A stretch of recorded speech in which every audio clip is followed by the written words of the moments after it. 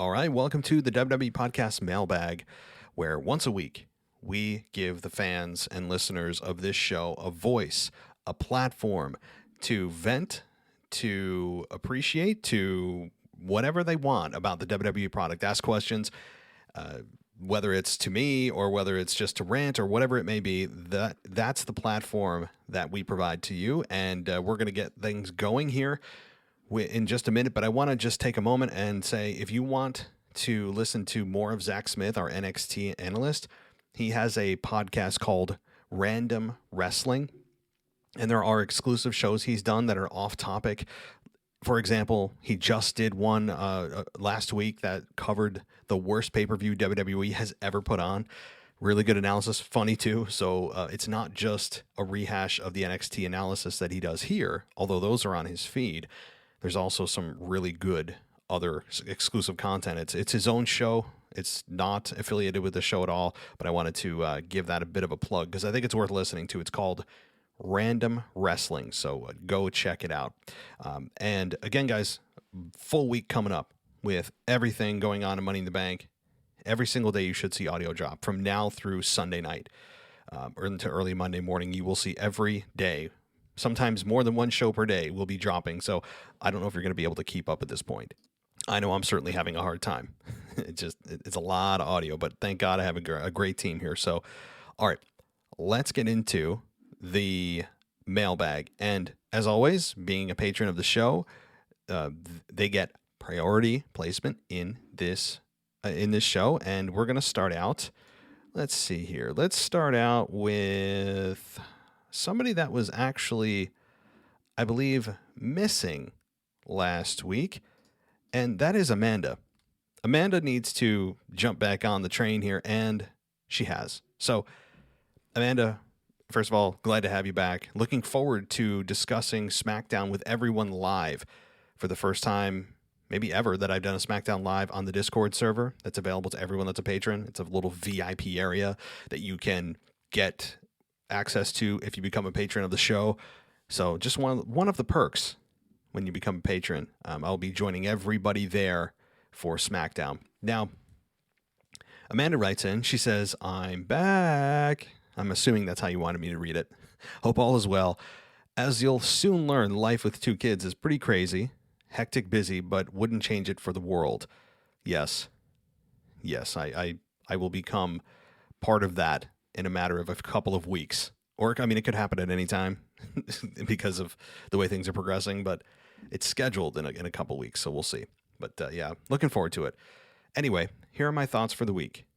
I have a strong feeling that the Bayley injury is staged. Normally when a wrestler is hurt, the WWE will disclose what's going on, but the WWE stated she'll be out for 9 months, which started stupid pregnancy rumors on Twitter. Then she cut a promo on SmackDown I call BS. I believe she is somehow going to interfere during Bianca's match on SmackDown Friday night, or maybe Sasha Banks will return. You know, I didn't even consider that being a work, because typically when the announcers talk about it in a serious tone and they give us like an actual time frame, it certainly does lend itself to be credible. I will say there is a case to be made for Bayley BSing us, because it would fit her character perfectly. And them giving us a specific number of months is very uncommon.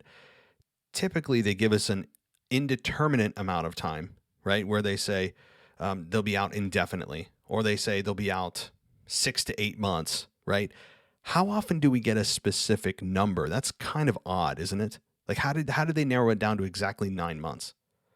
I don't know. So you could be right. You know, that'd be kind of cool, actually, I think. All right. There is another rumor that the draft is being moved to October, which would suck because we need a roster shakeup ASAP. Yeah, we do. The only thing that'll save it, at least in the interim, if we're talking now about October, which I have heard as well, is the returning stars, right? You have a returning Becky Lynch, presumably. You have a returning Bray Wyatt, perhaps. Of course, The Rock in there somewhere, maybe towards November though. So that's kind of a non-factor. But John Cena, obviously Brock Lesnar, all the. So you do have returning stars that can mix it up and keep it interesting. Maybe on top of some call-ups from NXT, and hell, maybe a trade. I don't know why they've never done a trade. That could keep things fresh for another few months to get us to October. So, all right. Your next point here. Someone please explain to me why Natalya was added to the women's Money in the Bank ladder match. Don't get me wrong. I love Natalya, but she's one half of the women's tag team champs. This defeats the whole point or whole part of being in the Money in the Bank match. Yep. Well, I'll give you the answer. The answer is Sonya Deville, right? She just decides that people get appointed into this match. And I know the reason why. You know the reason why. We all know the reason why women are just being appointed. It's because of a lack of the depth of both women's rosters. You can't have qualifying matches when there's not even enough women on the roster to have qualifying matches for. So that's the reason why they're appointed. But that doesn't make it any less bad of an optic for the women's division to have the men qualify and the women just get selected. I mean, so it's bad all the way around. It's bad that you have that problem. You can have qualifying matches, but it's also bad that you're appointing women rather than having them actually earn it. So, have you seen Becky Lynch's recent Instagram photo? The girl is in amazing shape right now. I can't wait for her return. Can't get her fast enough. Yes, I've seen her Instagram photo. I saw it today. If you haven't checked it out, guys, go check it out. She talked about leg day or something, and yet she's, she looks ripped. She does. She is clearly close to ring shape. At least it looks like it. So, yes, I can't wait for her return either. The women desperately need star power, particularly babyface star power. For those of you wondering how you can watch SmackDown this week, who you won't have cable, you can sign up for a 1-week free trial of YouTube TV. Yes, I think I will do that, Amanda. Thank you. And everyone else out there who wants to just watch it live and doesn't have cable, absolutely. Do your free trials and cancel, guys. Apparently, there was some internet trolls going after Naomi this past week on Twitter over her husband getting arrested for his DUI and blaming her. If they have marriage problems, then that's none of their business. If he drinks to cope with the stress, then he needs help for that. But at the end of the day, he's a grown-ass man who can make his own choices. For people to tell Naomi she needs to kill herself over this is just beyond low, and it pisses me off. Thanks all for this week. Looking forward to the Discord chat Friday. Super excited for all the new perks for the Patreon members. The Wizard is signing out. Yes, Amanda. So yes, there are new perks for those in the $10 tier, the $25 tier, and the $50 tier. But even again, in the $10 tier, I've dropped some of those top tier benefits down to you guys. So coming on the show, video updates are coming probably tomorrow. So you guys can come on the show as with a membership that's $10 or higher. So all right. Well, as far as your point about Naomi, I did not know that people were trolling her. I didn't know that they were just being complete jackasses and just completely just bad human beings overdoing this. I mean, like you said, if they're having marital problems, that's none of their business. If he is drinking to cope with it, among other things, who knows? Then again, that's still none of our business. Like, none of this is any of our business. To me, I care that they're putting on a good story. And it's not like he went out and he, just did something god-awful, right? And WWE still kept him on TV. It was a bad thing, but at least he was the only victim in the crime, right? And he does have some issues he needs to work through. There's no question about it. If he had been, say there were some sexual assault allegations or something against him, and there was solid evidence against him, and WWE still trolled him out there, well, that's different, right? Then I think we have an opinion that we should voice. But in this case, he needs some help, and if he's having marital issues, then again, this is all personal stuff. Agreed. All right, Amanda. Thank you for your contributions, and I'm looking forward to chatting with you and all the other patrons on Friday. So, all right, that's our first patron of the night, and let's get to our next patron who wrote in, and I think you guys have heard of this individual before, and usually he starts out the show, but I wanted to kind of change it up, and that's Randy. So Randy writes in, and he says, I have a feeling that Sonya Deville is the surprise entry in the Money in the Bank. It makes sense. It's the perfect way to ease her in, or maybe she screws Liv out of winning. The other reason I can think of is an NXT superstar like Candice LeRae. Man, oh man. So that's your first point. Yes, I think that, and I've said this for a couple of weeks now, although I did not come up with this idea, you did. I just, as a concept, I wanted Sonya Deville back in action. And your plan about having her come back as the final entry, I love. Because I don't think Sonya Deville is being used to the best of her ability with all the skills she has in a managerial role. So, yes, I like that. I really do. I want Sonya Deville back in ring. Okay. Man, oh man. I love what Otis has turned into, and they found something for Chad as well. What do you think they do next with him? Heard they might bring back King of the Ring, maybe win that. I haven't heard anything, but I like that. Typically, King of the Ring is in June, but who the hell knows anymore the way that they're positioning pay-per-views? I mean, Money in the Bank is usually in May. They moved it to July this year, and Extreme Rules is all screwed up. Hell in a Cell got screwed up. A lot of that had to do with COVID and trying to maximize fans coming back and the reactions and all that kind of stuff. Makes sense. I get it. But I love what they've done with Otis as well. I don't know the plans.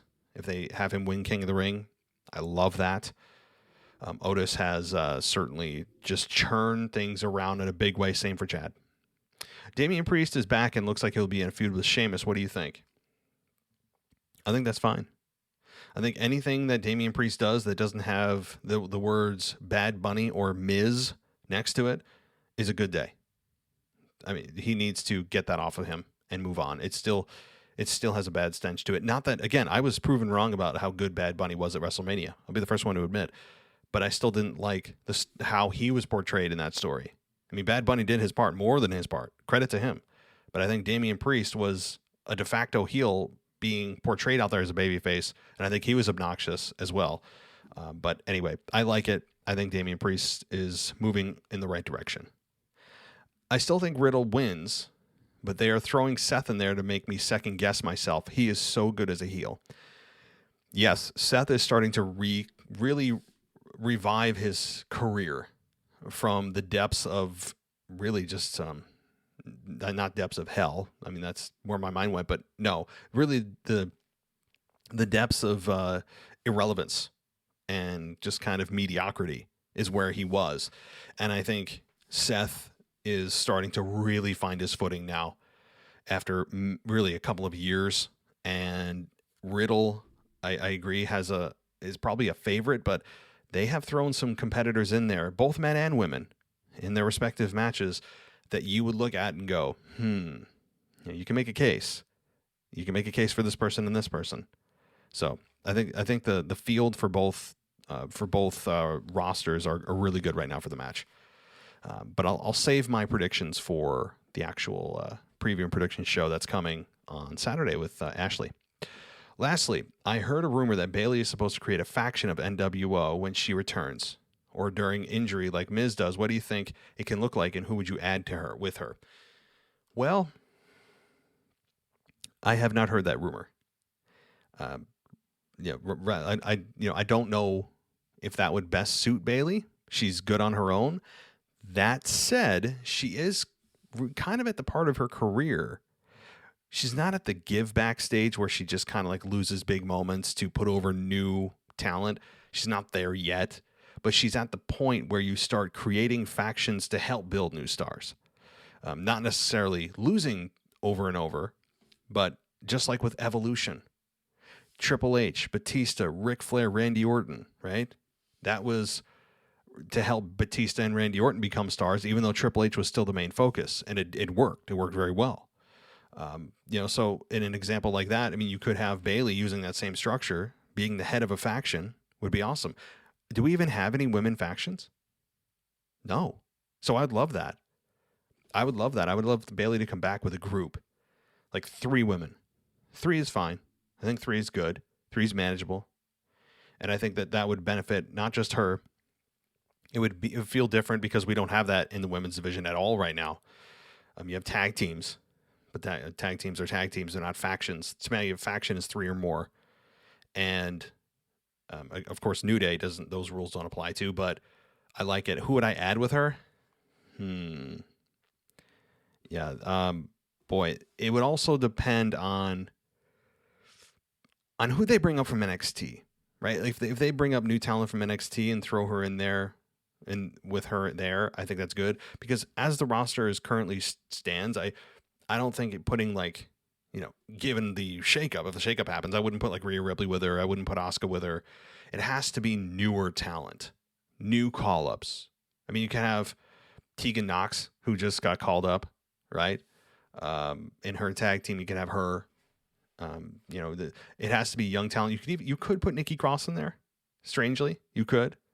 I mean, we're looking down the line here, so anything's possible. But whoever it is has to be new talent, or at least on the rise talent. That's the key. Randy, thank you as always for your weekly message. All right. We got G-Man, and I think G-Man's trying to push my buttons here. He says, "Hey man, I'm so pumped for this week. Fans are back, baby." And he says baby with about 20 Y's. I think he's trying to get me to use the words of Kofi Kingston. I am resisting, G-Man. I'm resisting all of that. I saw the bait. I'm not taking it. Good attempt. I feel like we're going to have a great SmackDown on Friday and a great Money in the Bank on Sunday. And maybe we'll get a great Raw on Monday. And now WWE announced they're going to be in Hershey, Pennsylvania, which is like 45 minutes from me. So first of all, you're extremely optimistic. You should be extremely optimistic, because I think this could be the best set of shows WWE has had in about 18 months. I do believe that, with returns and storylines starting to progress. And guys, we're getting into SummerSlam season. We're, then going to head into the fall, and boom, we're right back into WrestleMania season starting in like November. That's when I start to look at it. So yeah, I think we're going to see some really good stuff. Is every show going to be great? I don't think great. It's going to be nearly impossible to have all of those shows be on the level of great, but I'm rooting for it. I agree. And yes, they also announced my hometown as well, that they're coming back to in September. So, man, it's been many years since I've been to a WWE event, and now I think it's time to enjoy myself and go again. I'm so bummed that Bayley is now going to be out, because it's close to a year, it looks like. I was so excited for that I Quit match with Bianca. It sucks. We're not going to see that. Such bad timing of fans back now. She's got to wait another year, and it hurts my heart for her very much. I really do agree that the person, Pamela, I think is her actual real name, Pam, and I don't know her last name. I feel for her as a human being. I mean, I do. Go through 18 months of just no fans, and then a mere couple of weeks before you come back and get in front of fans. Yeah, you have a devastating injury. She was one of the MVPs during no fans in attendance. She carried SmackDown so good.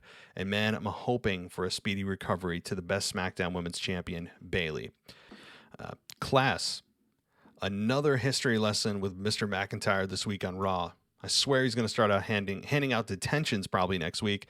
Or I will say, though, he'll make a great history teacher one day. Well, I don't know about that. I mean, considering that he can't even get the story right half the time, and a lot of it's filled in with fiction, talking about the Loch Ness Monster, and he can't even wrap it around accurately to his actual storyline that's going on. I tend to disagree he could be a good history teacher. I also don't feel that he is adding any value to his character. In fact, I think it's a net loss. It's a net loss to his character. It's not, I appreciate the fact he's trying to do something new. He's trying to just change things up. Things feel stale, and I appreciate that, and I respect that. But, kind of just cut your losses, my friend, right? Cut your losses. Try something else. It's not working. It's not connecting. And fans, I hope, relay that message very loud and clear when he starts going into some kind of history lesson that fans just boo it. I really do. I can't wait. And I hope fans aren't blinded by just being back and they're so excited. They just go along with everything and they're just cheering because they're so excited. Guys, please don't do that. Don't do that. Don't give WWE what they want. Give them what you want. Big difference. So, Yeah, I mean, I expect attention, homework assignments, right? So, all right. So I ask the 8 ball if Rhea is a face or a heel. All I kept getting was ask again later, or I'm not certain. The damn 8 ball doesn't even know. Lastly, I believe we will get Sonya Deville in a WWE ring very, very soon. She may attack Liv Morgan to get her Money in the Bank match, which will make me very sad. Or maybe they can do a feud after the Money in the Bank. I agree. I did cover Sonya a little earlier, and I would love to see Sonya back in the ring. She belongs there. Have a SummerSlam match with Sonya versus Liv, and crazy enough, that was Sonya's last time in the ring. It was at SummerSlam last year.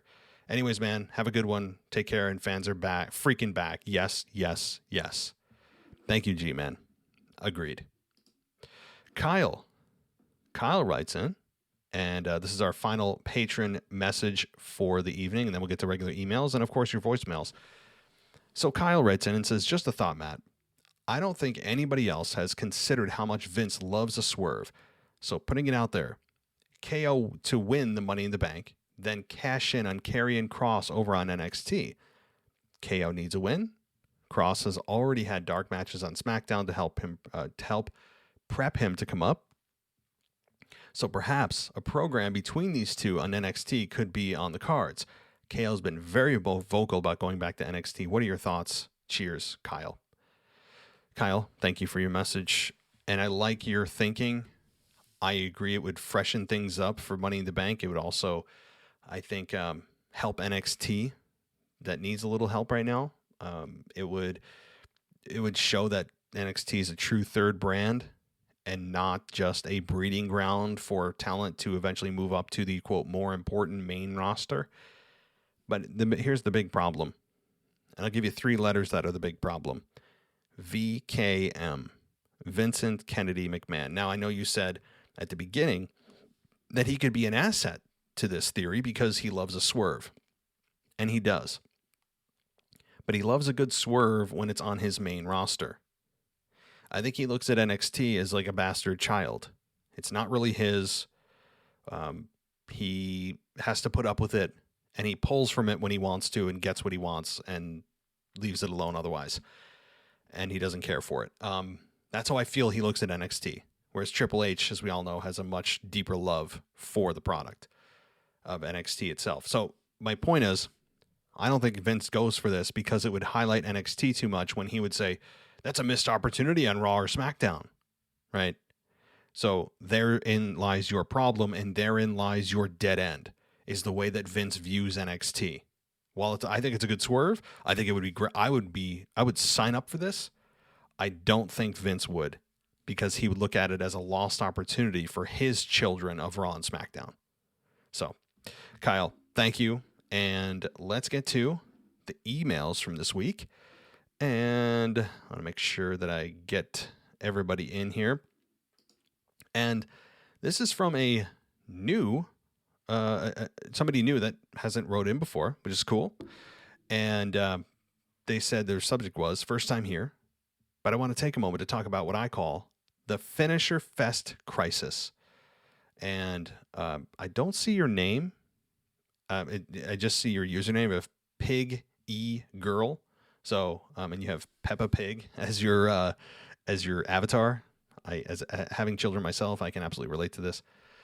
So I don't know your name. I apologize. But you write in and say, I'm not sure how many people realize this, but finisher moves in all of pro wrestling are getting more unique, crazy, and complex to keep up with crowds' expectations and evolve with the product.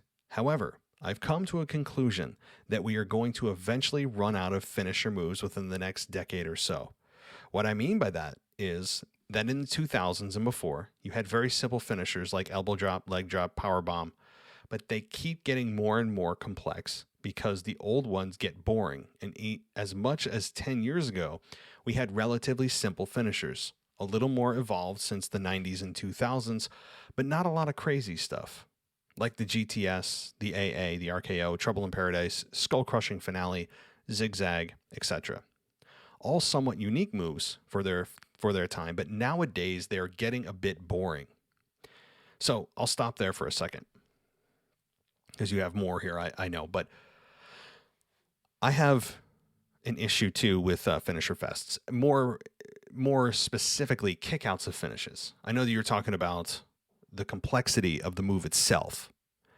I look at this as a more of not just the complexity being more as much of a problem as kickouts of finishes, because the most important thing to me is not necessarily about how the finish looks, although that is important. I think it comes secondary to making a finisher a finish. And there are too many kickouts. So no matter, regardless of what the move looks like, for example, as terrible as the big ending is with Big E, and it's one of the worst looking finishes of all time, if they protected that finish and no one kicked out, it would be a big deal when he hits it. But when he hits it and somebody kicks out, it doesn't become a finish. It's just another false or a near fall maneuver. So to me, that's a bigger issue. But I do like how you're bringing up the complexity of the actual moves themselves. So let's continue on. Now, wrestlers are forced to really get creative, and we have finishers that are either insanely complex, reused, straight up confusing, or a simple but unique one, the best kind in the modern wrestling world. I think around 10 years ago is when the creativity was really being put to use. We had simple but very unique moves starting to rise. Curb stomp, big ending, the Colossus. But now that creativity has led to over-complexity or blatant reusing. I think the best examples that finishers are getting too creative is the bitter end, the Riptide, Murphy's Law. So much grabbing and getting into position that it doesn't leave a whole ton of room for creative spots with that said move, because at this point, the move itself is a spot, but it isn't treated like one. The good modern finishers, in my opinion, are the most simple ones. One final beat DDT, last shot, Claymore, end of days, Black Mass. But then there are less complex finishers, but try to be creative, but can end up being confusing, like Sister Abigail. I'm still not sure if their head is supposed to be hitting the ground or not when it's performed, or Austin Theory's finisher where he goes from a fireman's carry into a jumping cutter. Would a normal cutter have not the same effect on the opponent? Then there are finishers from the forced creativity that produce, quote, lazy finishers, like a knee strike, or straight up reusing past finishers like the spear being the biggest one. The hurt lock is the master lock. I'm fairly sure the bro mission, Coquina clutch, and Karafuda clutch are all the same thing. The point I'm trying to make is that maybe in the next decade or so, we'll have no or rarely any new finishers in existence. It will all be reused, renamed finishers in the next decade or so. An example of this situation is 24 years from now, we could have Carmelo Hayes as a part-timer using the curb stomp as his finish, but they call it the cash maker. Let me say this again. It is confusing. The cash maker face breaker instead. Thank you for listening to my TED Talk. Well, thank you. Thank you for the email. And I hear you on the complexity and reuse of finishes. It is, now that you think of it, and I'm sure you've made other people listening to this think about this as well, there are a lot of reusing of finishers. I mean, Kevin Owens reusing the stunner, which I have mixed feelings about. Eventually somebody will probably take the tombstone. Not in the near future, but eventually it will happen. And you know what? I'm okay with finishers being recycled if it makes sense and it's time. Because what's old is new again. Just because something's recycled doesn't mean it can't be really good and they can't make it their own. You know? I mean, look what Shawn Michaels did with the super kick. He made that his finish. And sadly today, it is nothing more than a transition move.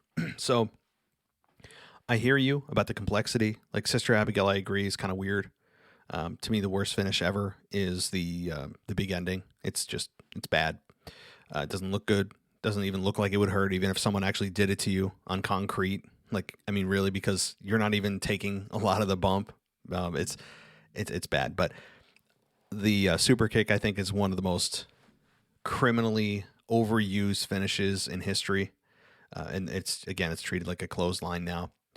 I absolutely hear you. I understand what you're saying. And the thing is, if you're worried about finishers being like the stock, the inventory of finishers being completely used up, I don't think that's going to happen. I think it's kind of like music. What I mean by that is, do you ever think to yourself when you're listening to music and you really love a song, you're thinking, man, how can they keep coming up with songs? I mean, you feel like they're just going to run out of good songs to come up with, right? I mean, that's how my brain works anyway. And yet they somehow still do in all genres of music. And a lot of times you'll notice that those new good songs have elements of another song it reminds you of. It has elements and pieces of a song that you're like, ooh, it's kind of like this, but it does this, which makes it better, right? So I think it's the same thing with finishing maneuvers in wrestling, where you can take certain elements of a finish that you like and make it your own. That doesn't mean you need to make it more complex, like you said. In fact, I think complex finishers and long setup finishers are not as good as quick hitting out of nowhere RKO, stunner, and the super kick, sweet chin music are some of the best finishes of all time because it can be hit on anyone and it comes out of nowhere with no setup. So those are some examples of finishes that are just simple, easy, and the most impactful are ones that are out of nowhere and they get the crowd on their feet like that, right? So I agree that just because you're evolving, it doesn't mean you need to add more steps to that finish. It maybe means cutting something out. Sometimes it's addition by subtraction. Really good point. I never really dove into that at all. In my mind even. So thank you. I wish I could get you your name, but I'll just say thank you, Peppa Pig, because that's your avatar. So, all right, let's get to our next email here. We have a few more, and then we're going to get to those fun voicemails. So we have Gus here from Lake Forest, California. He says, just finished listening to your best and worst from the Pandemic Era show, and I wanted to share two things that stick with me and that I'll never forget from this era. The first being the eye for an eye match with Rey Mysterio and Seth Rollins. This match sticks in my brain because I was actually intrigued by this match at first, but then severely underwhelmed. And what we got in terms of the storyline and the whole eye injury angle, the program should have ended there.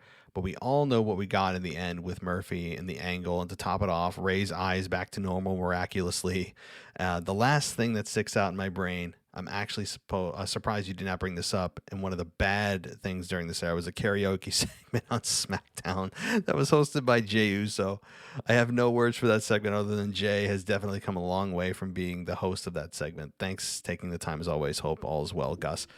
Yeah, Gus, I knew that there were things that it's hard to cover in an hour, right? Because you go down rabbit holes anytime you talk about wrestling. It's hard to cover every angle of things and I knew coming out of the show I'd forget big things and I'm like, oh, like I didn't even talk about the women's division and how it's been ignored, or the Raw Women's Championship, that, so that just happens. When I stop recording, I'm like, oh, I should have brought that up, right? So I'm glad you brought up Rey Mysterio's eye. We all knew it was eventually going to go back to normal. I mean, it's just the way wrestling works. Vince really latches onto the fact in his mind that wrestling fans have the memory of a goldfish. So, I mean, I don't. You don't. I think most fans don't. But we all just kind of accept it because we all go, it's wrestling, right? So that was bad with Rey Mysterio and Seth Rollins. As far as just the pure longevity of that program is really what hurt it. Not even necessarily at times the intensity of it. I think at times the intensity was good. I remember starting out like, okay, I'm down with this. This is cool. And it got personal, and he damaged Ray's eye, and it was an eye for an eye match, and they did the best they could with that match. And but it didn't stop there, right? And that's the problem. They went way beyond what they should have. It was damaging to Ray. It was even more damaging to Seth. It was just not good. And yeah, think about where Jey Uso's come from. My God. I'm glad that you brought up that karaoke segment on SmackDown. That was, you talk about going straight back to the Divas era and the Attitude Era with how they think about the women. My God. Yeah. If anybody doesn't know what I'm talking about, I'm sure it's on YouTube, right? Just search karaoke segment on SmackDown. and it'll pop right up. Watch at your own risk. I'll say that. Okay. Couple more. Owen writes in and he says, hope all is well with your family. Thank you. I haven't had a chance to listen to the Raw review this week, so I'm not sure if you pointed this out, but did you see the fan reaction to Nikki Ash's victory? It was hilarious. Everyone looked so disappointed, and I couldn't see a single person cheering. She looked helpless as she celebrated with the crowd, acting like it was on an ad break. Nothing against her as a person, but I seriously hate this character and hope when fans come back, she's booed hard, or booed so hard that WWE has to scrap this superhero gimmick. So listen, Owen, I actually don't think this will get booed. It has a chance at a pay-per-view event with an older crowd, less families, but when she gets into like a house show where a lot more families and it's a younger demographic, especially house shows, I think she will get cheered. On SmackDown, I think she'll kind of get a mixed but mostly positive reaction. And on pay-per-views, she has a 50-50 shot of at least getting some audible boos. I agree. So if we don't hear it on the pay-per-view, I think we're screwed, right? You and I may be in the minority, but I agree. It's just not my cup of tea. We've seen it before with Molly Holly. We've seen it with the Hurricane, and it did work with them, but doesn't mean it's going to work again. It's so hokey. I don't need somebody trying to encourage me just transparently. It's awful. Anyway, I agree. Nothing against her as a person, but I did not see the fan reaction. I didn't actually see it. I don't watch the LED boards a lot. I really don't. Like, I'd rather watch real people, and we'll get that in just a couple days. I'm happy that Alexa has reduced her supernatural character in the way she has, as the Lily story just wasn't it. I'm super excited for Money in the Bank. I really hope it doesn't disappoint because I plan on staying up for it. It finishes at 4 a.m. in England. Yikes, my friend. That's dedication. My hope is that Liv Morgan wins the female Money in the Bank. Riddle wins the men's Money in the Bank. Roman retains after DQ, including Seth. Bobby destroys, yes, good verbiage, destroys Kofi and ends the New Day from ever being near the main event ever again. That is a beautiful sentence, my friend. Beautiful. The Viking Raiders defeat AJ and Omos, leading to AJ having one last main event singles run and almost going to NXT to get better as a singles wrestler, as I don't believe he's ready to be by himself yet. I agree. Yeah, I think he's got some developing to do, and I don't need it.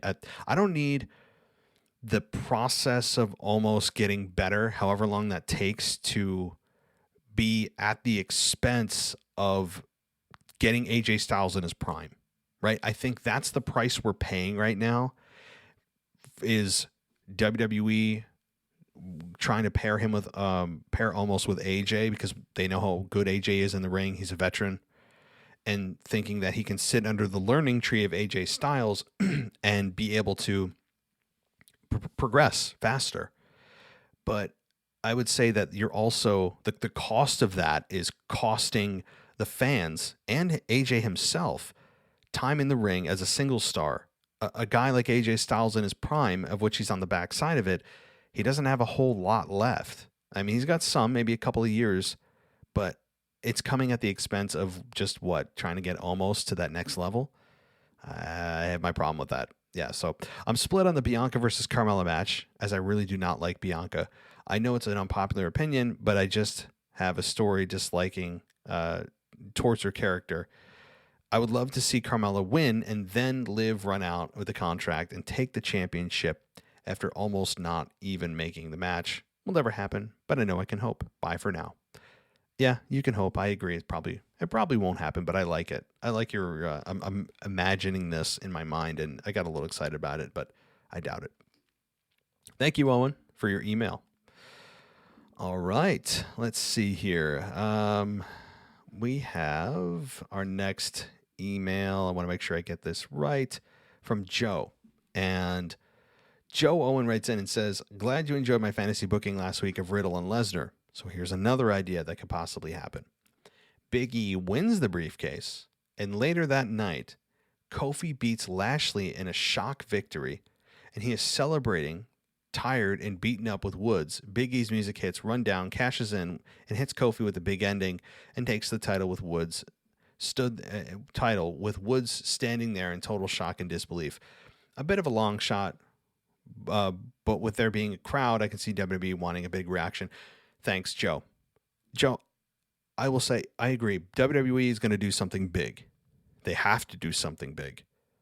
They would be foolish not to do something big at the first live event, and specifically at the pay-per-view itself, and the Monday Night Raw after. To me, it's like a mini WrestleMania weekend, and they would be foolish. I don't hate this because in the end it makes Big E win, which I don't dislike Big E as much as I dislike Kofi and Xavier. So there's that. But the problem is you're really throwing all of your eggs in one basket here, with everything being centered around the New Day, right? You're centering everything around the New Day. And I don't know if Vince would go for that, because that would mean Bobby Lashley would lose. And then if you're trying to set him up for Brock Lesnar, well, he just lost to Kofi Kingston, right? And Brock Lesnar is assumingly going to come back and try to challenge for the championship, and you can't have Brock versus Big E yet. I don't mind that matchup, but right now people are looking at Bobby versus Lashley, Bobby versus Brock, and you're really trying to make Bobby look strong. And I think the promo he cut on Monday was the best he's ever cut in WWE ever. No matter how many years he's been there. I know he left WWE for a while and came back. No matter what iteration of Bobby we're talking, that was the best promo he's ever cut in WWE. Now, so there's that. I just think you're throwing everything in a big basket, and it would all be focused around the New Day. I don't think that's where the fans are looking. And I don't think a shock for a shock's sake is a good thing unless it makes total sense. And I don't think Kofi is a main eventer. Regardless of what I think about him on a personal level or character level, he just hasn't been positioned as a top singles guy outside of Kofi Mania, which the fans willed to happen because of a injury to Mustafa Ali in a Elimination Chamber match. If that injury never happened, Kofi Kingston would not be in the position he's in. So, all right. Thank you, Joe, for your fun booking. I will say that it is fun. So keep throwing those ideas my way every week. It is fun to mull over. All right. I think we only have 2 more. All right. We got, 2 more emails, and then we're getting to those fun voicemails and giving my voice a break. So, all right, let's get to Mr. DJ Kuzmo. And he says, I recently listened to your farewell to the Thunderdome era, and I appreciated how you went down memory lane, jogging my memory as to how the COVID era got started. Firstly, I remembered that Friday Night SmackDown of March 13th, the Friday the 13th of 2020. Yes, it was very bizarre seeing the Performance Center full of empty seats and no pumped-in crowd noise. It was tough watching SmackDown that night, even though the wrestlers gave it their all in trying to entertain me and the many fans out there that probably felt the same way. I really enjoyed watching Triple H and Mojo Rawley join Michael Cole at the announcer's table and telling Michael Cole to get hyped. Yeah, I forgot about that part too. Secondly, I remember watching a little bit of the Monday Night Raw of March 16th, 2020, aka Austin 316 Day, and it was bizarre seeing Stone Cold without fans in the audience. By far an utter crime, not having any fans in the Performance Center to give Stone Cold a huge pop. It was awkward, painful, watching the camera shots on in the empty seats when Stone Cold said, "Give me a hell yeah" to nobody. Anyway, I did enjoy Stone Cold giving Byron a stunner and then a couple of stunners to the Street Profits, but it was depressing watching Austin 316 Day without a live crowd. Yeah, I agree. It is a painful memory. It is so painful. It's an open wound still. Just think about it. If this was a week earlier, at least we would have been able to celebrate Austin 316 Day. I mean, it had to be at the first Raw of the pandemic. Okay, with that being said, I will mention some notable things about the COVID and Thunderdome era, in my opinion, that were either good, bad, or ugly. The good: McIntyre's title reign for the majority of 2020, The Hurt Business, Matt Riddle, Sasha Banks and Bayley, Roman Reigns' heel turn and current title reign, Paul Heyman aligning himself with Roman Reigns, the Usos returning and aligning themselves with Roman Reigns, Randy Orton's dominant heel run, Lashley winning the WWE title, Apollo Crews' heel turn, the Alpha Academy. Nice list. Yes, agreed. The bad, breaking up the Hurt Business. Yeah, that was bad. Raw Underground. The Street Profits and Viking Raiders bizarre storyline feud. Asuka's Raw Women's title run. Otis winning the men's Money in the Bank ladder match last year. Breaking up the Zelina faction. The Miz winning the WWE Championship. Last year's Money in the Bank cinematic matches for both the men and women, and the Rollins, Buddy Murphy, Mysterio family saga. Yeah, these are good lists. Good stuff. I honestly forgot about some of these things. The ugly, Retribution. Yes. That's just, I mean, ugly is even being kind, I think. Closing remarks. Farewell COVID era. Farewell Thunderdome era. We will not miss you or think about you for a long, long time. In the words of The Undertaker, COVID era, you will rest in peace. Finally, to close off this email, here are my 2 dark horse Money in the Bank picks to probably win if WWE decides to sway us in that direction. One for the men and one for the women. The men's dark horse pick, the resident superhero, Ricochet. The women's dark horse pick, Nikki Ash or Nikki Cross. Yeah, okay, so you say Nikki Cross, but you're not going to call her Nikki Ash. Yeah, it is weird, right? Best regards, DJ. P.S. Be on the lookout for 2 voicemail recordings from me and the Money in the Bank and my excitement for the return of live crowds. Yes, I know. We will get to those voicemails shortly, I promise. Yeah, Ricochet, look, there's a case to be made for several stars on both rosters, on both the men and women's side. I mentioned that earlier. Like, this is a very interesting pay-per-view. Fun to dissect because there's so many ways that they can go. Thank you, DJ. We'll get to your voicemails shortly. All right. Now, we've got the casual wrestling fan to close things out in the email here. So let's get to that right now.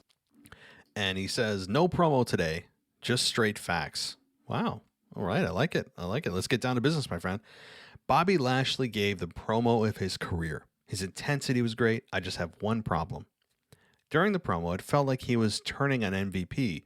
And even after the promo, Mr. Casual Wrestling Fan doesn't know whether he dumped MVP or not.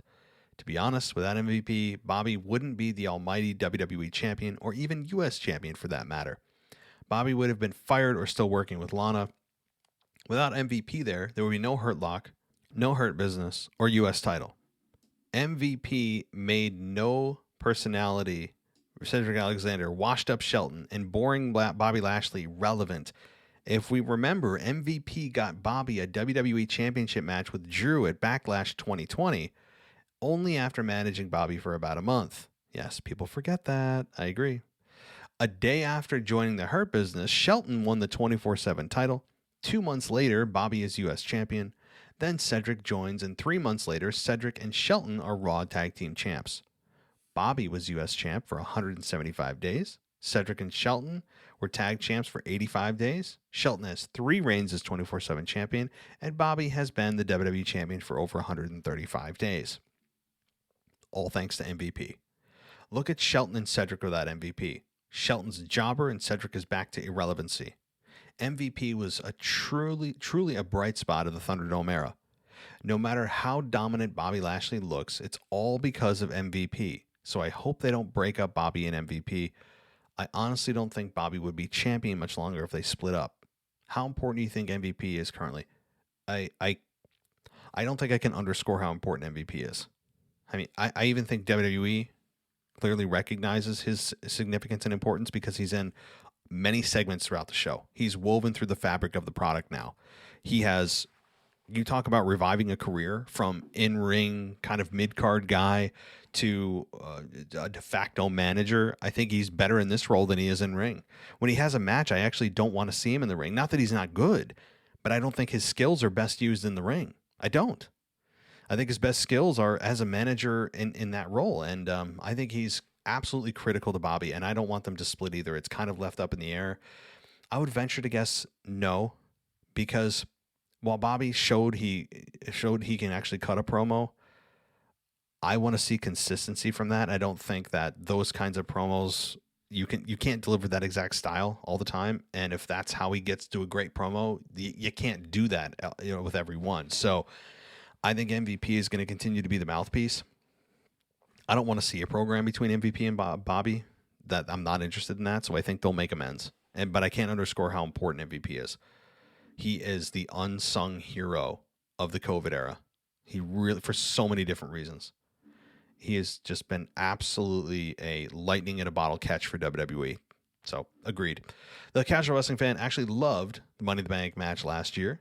It was new, fresh, creative. Honestly, I enjoyed the match much more than John Morrison versus Kofi versus Jimmy ladder match at WrestleMania in the Quiet Performance Center. I actually don't mind cinematic matches. Honestly, the worst match of the Thunderdome era was Randy Orton versus The Fiend at WrestleMania, or Drew versus Brock in a 5-minute WrestleMania match. I would have preferred for Randy versus The Fiend to be cinematic, or at least they could have been able to tell a story instead of confusing everyone. Yes. Yes, yes, yes. I actually, as much as I am against the whole cinematic nonsense, and I stand by that, given what we know now about how they booked that match with Randy and The Fiend at Mania, I would have actually taken a cinematic over that. What we got at WrestleMania was pure garbage. It was just total garbage. And maybe Bray Wyatt was in a really bad headspace. I don't know. We all know that he's out still because of just dealing with his mental issues and John Huber and all that. But they could have just pre-recorded something, done all their cinematic mumbo jumbo, and I would have been, if given a choice, been better with that than what we saw. But you can't do that in a match or on a platform that has live fans, right? You can't give somebody a cinematic match with tens of thousands of fans in an arena when they paid a ticket to be there live to see the performers, the wrestlers live, right? You might as well just be at home watching TV if they're going to do that. So, all right, the odds for Money in the Bank are in. The odds as of today, July 14th at 5 o'clock, has Big E as the favorite at plus 175. Rollins is plus 250. Drew is plus 400. Riddle's plus 550. KO is plus 800. King Shinsuke is plus 1200. Ricochet's plus 1600. And John Morrison is also plus 1600. Yep. Interesting odds. The odds have been moving quite a bit over the last 3 days. Drew was the favorite on Monday at plus 150 and now has dropped. Big E is now the favorite, but was plus 600 earlier in the week. Seth has consistently had the second best odds all week. Who do you think will be the odds-on favorite to win on Sunday? Also, if you were the booker, who would you have win? And would there be a cash-in storyline, not who you think will win? Okay. Keep an eye on these odds because it's a good place to look to see where the money's going. And typically there are last-minute changes, last-minute money that comes in that is usually right. So I would say like an hour before the pay-per-view, keep an eye on these. I will say that. So who do I think is the odds-on favorite? Who do I think most people think is going to win? I think most people think that Riddle's going to win. That's who I think is the odds-on favorite. So that's that. Who do you think, if I was the booker, who would you have win? And would there be a cash-in storyline? Not who I think will win. So if I was the booker and I was doing this, I'm trying to get, because I'm thinking about the champions here, right? I'm thinking about the champions of Roman and Brock. Well, Bobby for now. If Bobby Lashley's still champion and Roman is still champion, I have to think about who's going to carry that briefcase around. I think who I'd have win is Riddle. Unbelievably, right? I would have Riddle win. Seth Rollins is a very, very close second choice for me. I think because Randy Orton is going to be not far behind and probably aid in his win. I think what's going to happen is, and this is as of right now, it could change, but if I was booking this, I would have Riddle in a situation where he's climbing the ladder, somebody pulls him off, he gets beat down, and then Randy Orton comes and makes the save, RKO, RKO, RKO. Riddle climbs the ladder, gets the briefcase as Randy Orton looks on. And it would be fun to see Riddle as the Money in the Bank winner and Randy kind of in the shadows, and you're wondering, why did he do that? And you would have, I think, come to the very quick conclusion that Randy Orton did this so that if Riddle cashes in, the deal is, okay, Riddle, I did this for you, but when you cash in and win, I get the first shot at the championship. I think that's a fair point, and I think that's how I would do it. Plus, I think the fans do like RK Bro, even though Randy's been absent for a few weeks now. And Riddle has really, I think, shined even when Randy's not there. The spirit of Randy's still there. So, all the champions are favorites to retain. Bobby's at minus 1100. Roman is minus 5. AJ and Omos are minus 4. Rhea's minus 140. Rhea has the lowest odds of all champions. What percent do you give her to retain? I actually give her a very solid, I give her like a 75% chance to retain. Why? 2 words, Becky Lynch. You don't want Becky Lynch versus Charlotte. We've seen that a million times. Rhea versus Becky is much more fun at SummerSlam. Assuming the men's Money in the Bank match will be the main event, what match should be first? I was thinking Bobby versus Kofi. Hopefully Bobby destroys Kofi. But it sucks for Roman versus Edge to be the co-main event to the first match. Their match seems like it has to end the show. What are your thoughts? Well, I would say that the first match should be the women's Money in the Bank ladder match. Now, if you're asking what, I guess what I think should be the first is actually what I think WWE will do. And that is the women having their Money in the Bank ladder match first, because anytime there are 2 stipulation matches that are the same, like Hell in a Cell, the women usually have one and the men have one. You know, they split them apart as far as possible because you don't want 2 matches back to back or close in the sequence of events that you have the same match stipulation too close to one another. It's not good for the viewing audience. So I think the women will start first. I do. So and as far as Bobby destroying Kofi, hell yes, but I still believe the men's Money in the Bank ladder match will close the show because it's the Money in the Bank pay-per-view. And I know it's Roman, I know it's Edge. Any other pay-per-view they would main event, but it's Money in the Bank. So unfortunately, it's going to be somebody holding up that briefcase at the end of that night. That's what's going to be the lasting image. All right. Finally, you say, lastly, shout out to my youth soccer team, the Music City Outlaws. We placed first at our last tournament, and we are ranked number 2 in the national rankings in the 2015 age division. Go Outlaws. That's all for this week. Mr. Casual Wrestling Fan. Well, that is really cool. So congratulations to the Music City Outlaws. That really is something that should be celebrated. That's really, really cool. So shout out to them. Shout out to you who are their guiding star, right, Mr. Casual Wrestling Fan? I'll keep your real name under wraps. So very cool. Shout out to them. Alrighty. Let's keep things going and start to get to those voicemails because Lord knows my voice needs a rest. So let's start with the voicemails here and see who's up first. Hey, it's Kyle from Baltimore, Maryland. I wanted to talk about Seth Rollins, potentially could be in Money in the Bank. I mean, the show has to happen tonight, so I don't know if he's going to qualify. Hopefully he does. For him to be in the match and have him facing Edge at SummerSlam, I think that's a direction I want to see as well, like a lot of people are saying. But I think the person who could win that briefcase will be Big E. I think in my early pick, I know to win that men's briefcase is Big E. And but for Rollins and Edge to be a match, I want to see that. So a feud, I want to see that. So what do you think about Rollins and Edge sometime at SummerSlam, or him being in Money in the Bank ladder match over Cesaro if possible? Because Rollins needs some wins, so he at least be in the ladder match at least. I just want to see that. But what do you think about Rollins and Edge for SummerSlam? But that's it. This roll call. Bye. Hey, it's Kyle from Baltimore, Maryland. I just want to talk about I just got done listening to your Thunderdome review from yesterday and talk about favorite matches that had happened in the Thunderdome. I was keeping in mind real fast.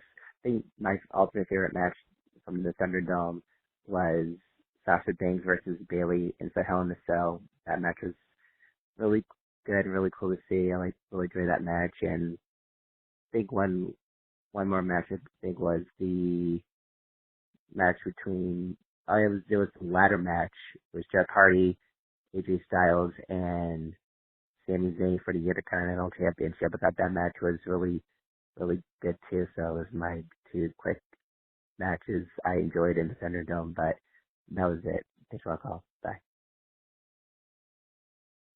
Hey, Kyle. Thanks for calling in. Very much appreciated. So, Rollins and Edge, I've covered this a little bit over the last several weeks, and I will say my opinion stands. I still am really looking forward to Edge and Rollins. I think they have an untapped chemistry. We haven't seen them face off before. It's new. It's good for both competitors. It elevates both. I'm excited to see their promos. Rollins is on a great trajectory right now. He's on the ascent. I think Edge coming back and looking a little different, being a little bit more edgy. I think he, no pun intended, he is also in a great position. They're going to meet at a really good time.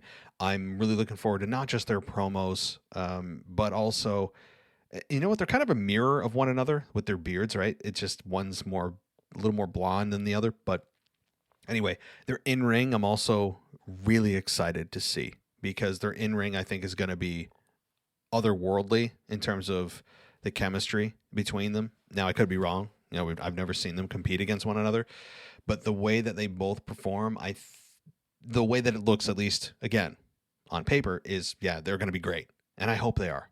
I believe they will be, and I think this is going to be a program that goes on for a few months and then fades away, and Edge comes back in time for Rumble season or something again. But I'm really looking forward to that. And I like your two picks or your two selections for your really good matches or great moments in the Thunderdome. Sasha Bailey, Hell in a Cell. I forgot about that. Really good stuff. Yes, I love their match at Hell in a Cell. And I think Bianca and Sasha at WrestleMania, as I mentioned earlier in my previous show, is also one of the highlights. Bianca is just such a good talent, I got to say. But as far as Sasha and Bailey themselves, yes, really good. And Jeff Hardy, Sami Zayn, and was Big E in that Intercontinental Championship match. Oh my God, so good, so good. That was a pay-per-view quality match on SmackDown. That was so good. I do remember that pretty well. And just good. Two great match selections there, Kyle. Awesome. All right. Let's get on to that next voicemail. And again, guys, if I have duplicates, I am stacking them so we don't get two separate voicemails during the show. It's just going to be one after the other if I have multiple. So here we go. Oh, hey, Matt, it's Devin here. It's been a while. Life is pretty frantic here, waiting for the arrival of our second son. Any day now. But anyway, I have managed to sneak in and watch the highlights of SmackDown and Raw. And just one comment. Just when we thought the pointing at the WrestleMania sign was gone for another year, we now have the wrestlers pointing at the Money in the Bank briefcase. Oh, God. Really? Do we have to? I watched a 30-minute highlights on YouTube of SmackDown, and I saw, I think it was 6 or 7 instances where they were pointing at the briefcase. Liv Morgan, Seth Rollins, I think Shinsuke did it as well. I'm not sure. I think Bianca did it. But yeah, oh, wow. There you go. That's all I've really got to say. Anyway, hope you're well, and chat soon. See you, mate. Oh, hey, Matt, it's Devin again. Sorry for the second voicemail.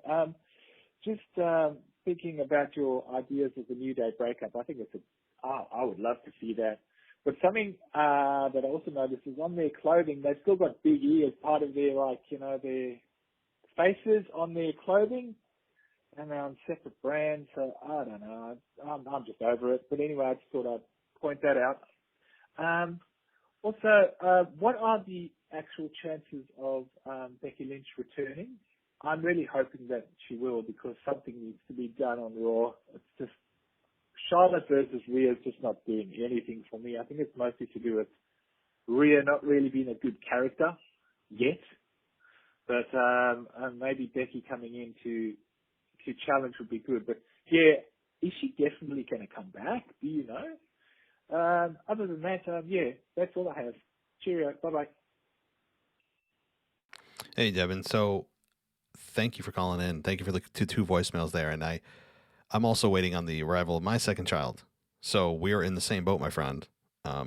She's due in a couple of weeks, but she probably will go early. So I hope all goes well on your end. Congratulations to you and your wife. So awesome. Now, okay, the Money in the Bank pointing, it has become WrestleMania-esque, hasn't it? They always have something to point to. I mean, what are we gonna do, right? When it comes to the next pay-per-view, are we just gonna have the banner of that pay-per-view at every Raw and SmackDown leading up to that pay-per-view, so they have something to point to? I mean, it is preposterous, and I don't mind if it happened once in a while, but to see everyone do it reminds you that this is a produced show, because it looks like they're just there for a photo op, doesn't it? When they do that, they're pointing and they're like, they're thinking, it looks like they're thinking to themselves, all right, did you get the photo? Did you get the photo? Am I good? Am I good? I'm pointing to it. This will make a great photo on WWE.com. It is the worst. It is. I know it's small. Some fans don't care, don't notice. We do, right? The people that listen to wrestling podcasts probably do. And that audience is growing, by the way. So yeah, I'm with you. It's awful. It's just awfulness. As far as my thought about Becky Lynch returning, I did talk about this a little bit earlier. There is a photo of her floating around that she took herself. I mean, this is not some photo that shouldn't have been shared, of her working out, and she looks amazing. And I think that her chances of returning are very good. In fact, I'd be shocked if we're not talking about Becky Lynch, her return this time next week. I would be shocked. I think she is highly likely to be returning in the next few shows, meaning either Money in the Bank itself or the Monday Night Raw after. I would be very shocked. I really would.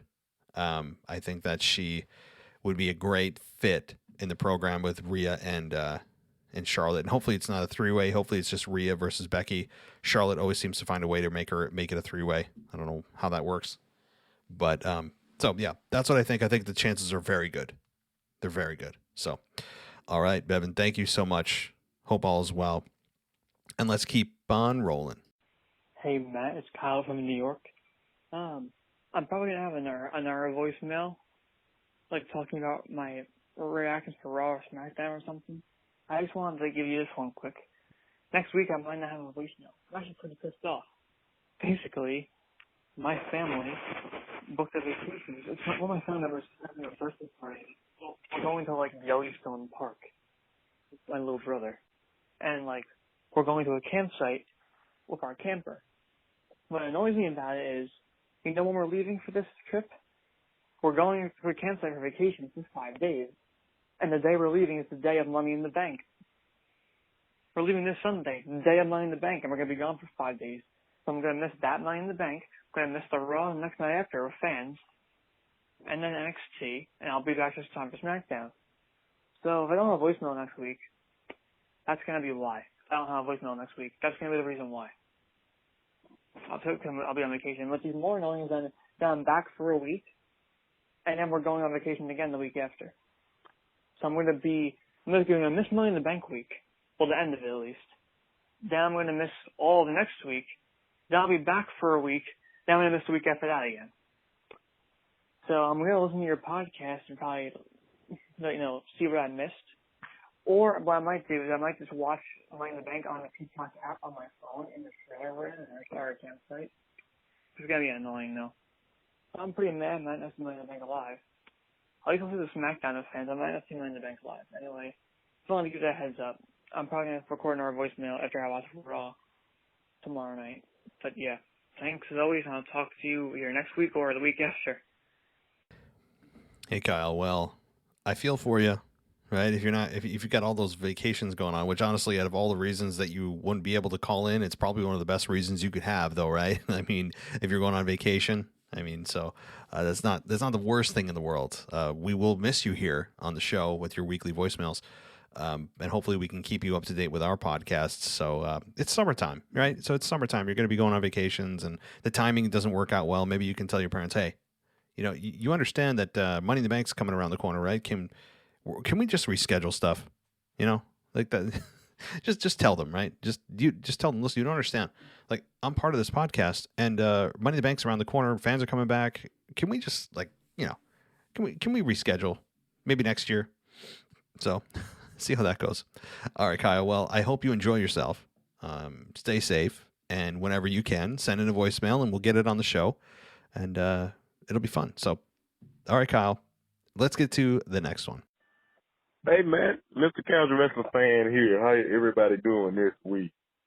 Well, I know everybody's been saying this a million times, but the fans are coming back, and I'm ready to see what wrestling is like all over again. It's like it's been so long that you tend to forget what it's like to actually have cheering fans and not just pumped in sound noises with the video boards in the background of the Thunderdome. But I will say this.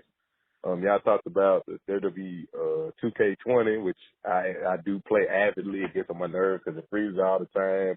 But for the 2K22 version, I do want them to put the Thunderdome arena on there and where you can customize it, because I think that would be cool to kind of play in. I don't know. That's just me. All right. But I do got a question for you, even though I know you had my email earlier. I want you to do this. I ain't really touch on the women Money on the Bank. How about this, Matt? I know you ain't going to tell us who you're picking to win, but give us who you think has the best to least odds from top to bottom. All right?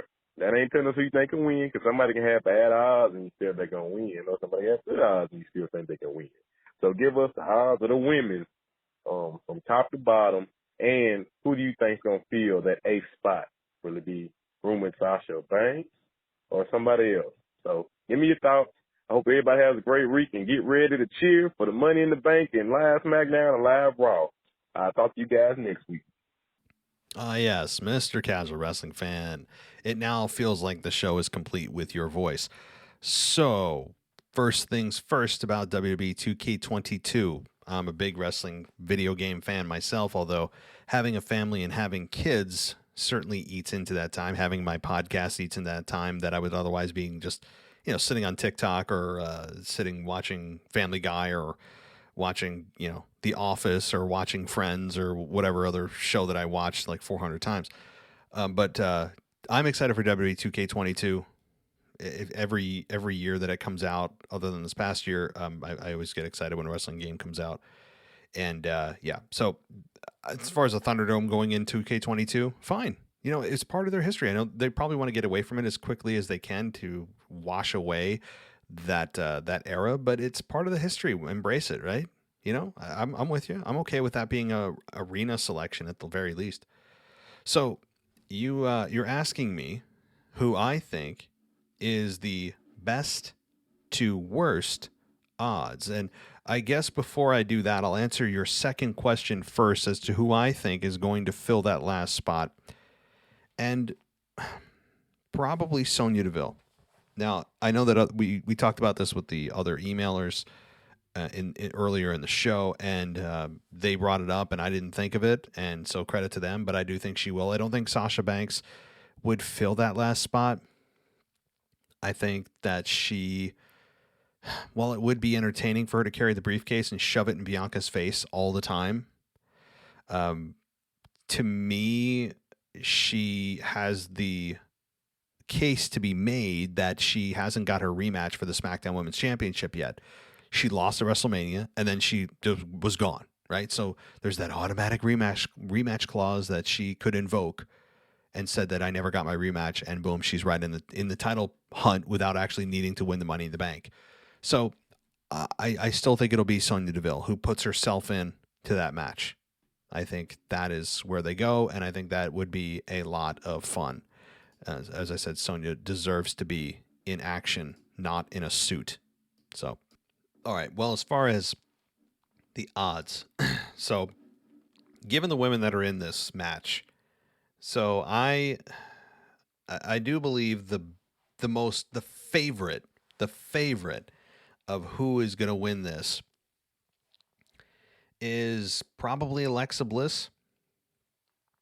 I would think that she's the odds-on favorite, followed closely by Nikki Ash, and then Asuka, and then Liv Morgan, and then probably Sonya Deville if she ends up coming in. And then you have the next would probably be, oh boy, I would say Zelina Vega, then Natalia, and then Naomi. I think Naomi's probably the least likely. So again, very subjective, but you wanted an answer, and there it is. You ask and I deliver. I'm here to serve you guys, right?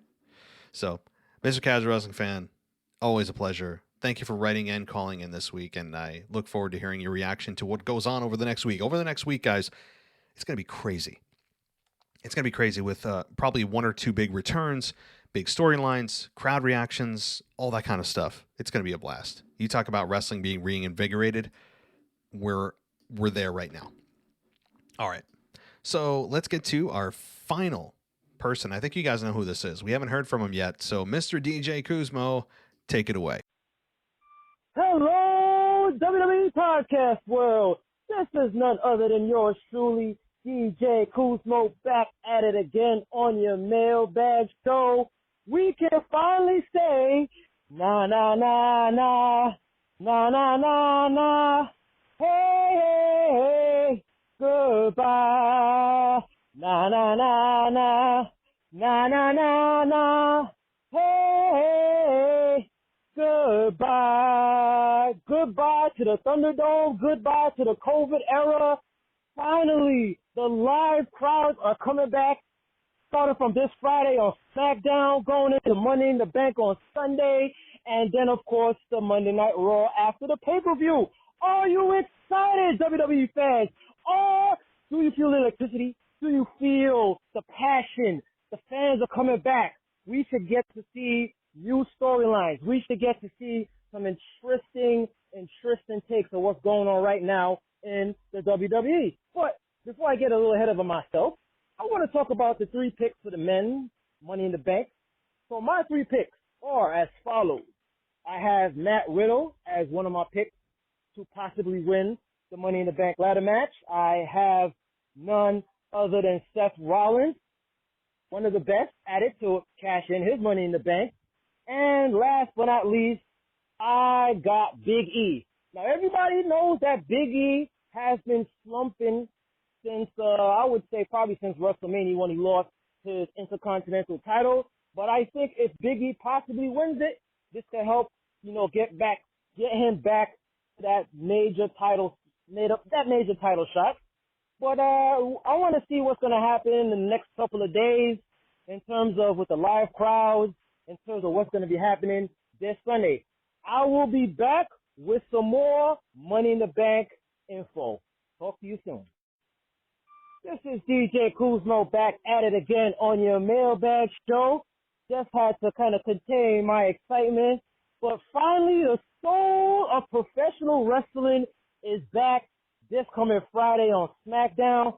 Shout out to my friend, my buddy, Michael Ritter, our host for the SmackDown Review Show. He's going to be live and in person watching the show and giving his feedback from what he got from this coming Friday night on SmackDown. So I just did the men's picks, my three men's picks.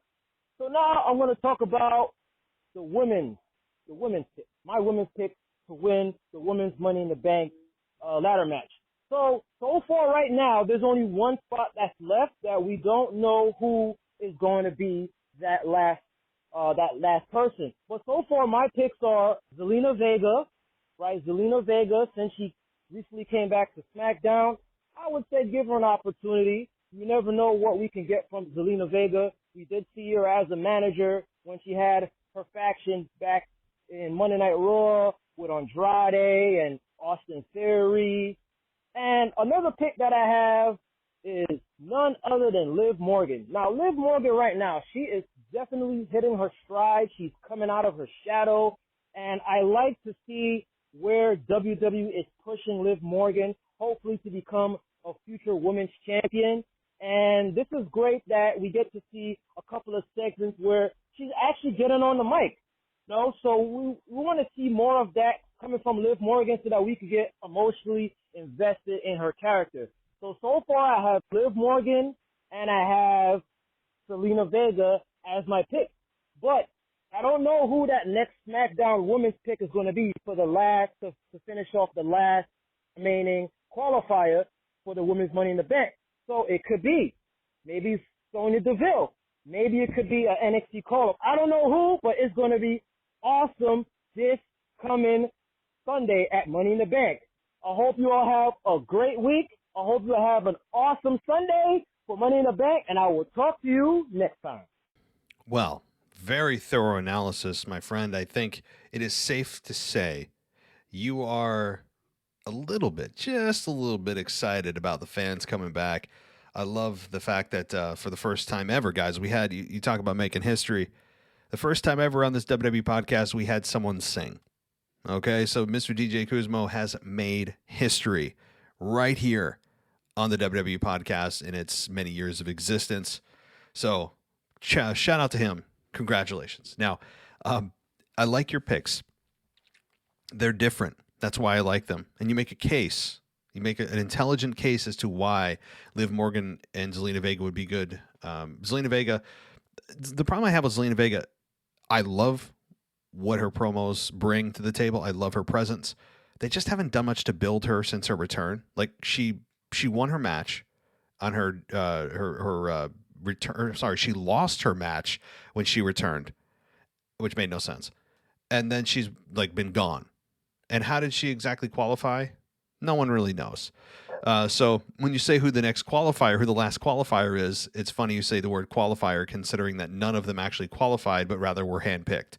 So that is kind of ironic. But Liv Morgan, I think you're going to see. I'm glad you brought up Liv Morgan.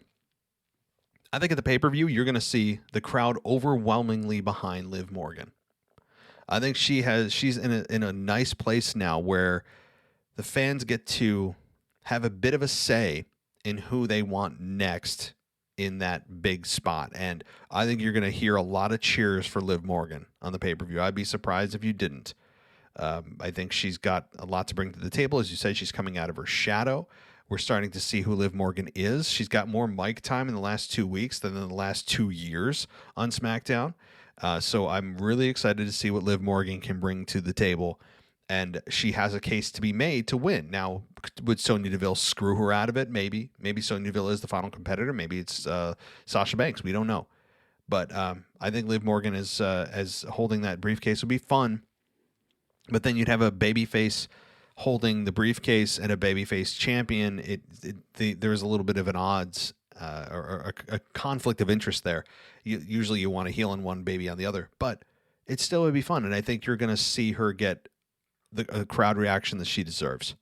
It's more of a respect thing, I think, with the fans at this point. So, DJ, I'm excited. You're excited.